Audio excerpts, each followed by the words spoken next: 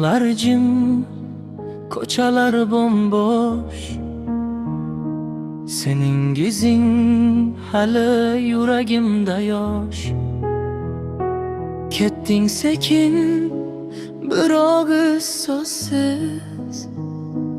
Kaldım ben bu yerde sensiz yalnız.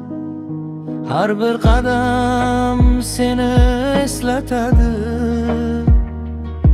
Her bir shamol ismingni aytadi. Ortimga qarayman umid bilan, lekin yo'qliging yurar yuragimda. Ayt, nega ketding indamasdan? Sevgi o'chadimi shunchalar oson? Yodimda qolasan, ketma iltimos. So'zlaring qolgan yuragimda iz. Ajaldek yo'llar, ammo yurak bir. Sensiz ham yashayman, lekin oxir. Sensiz ham yashayman, lekin oxir. Men ham seni unutolmadim, lekin ortga yo'l topolmadim.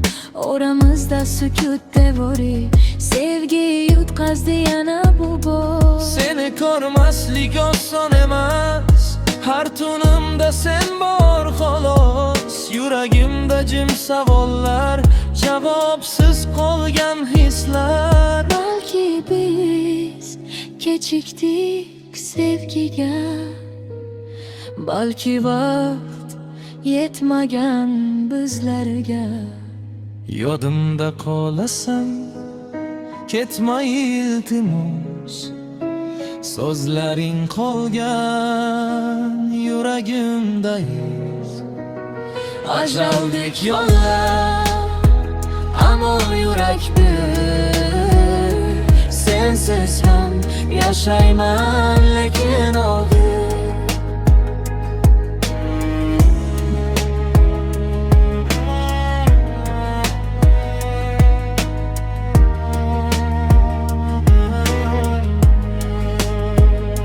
Agar qaytsan, hammasi o'zgararmidi?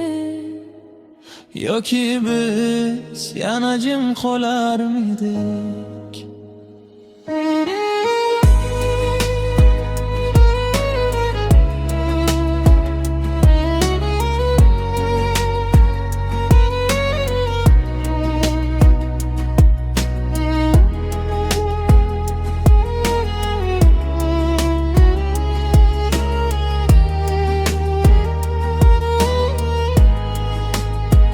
Yodimda qolasan, ketma iltimos.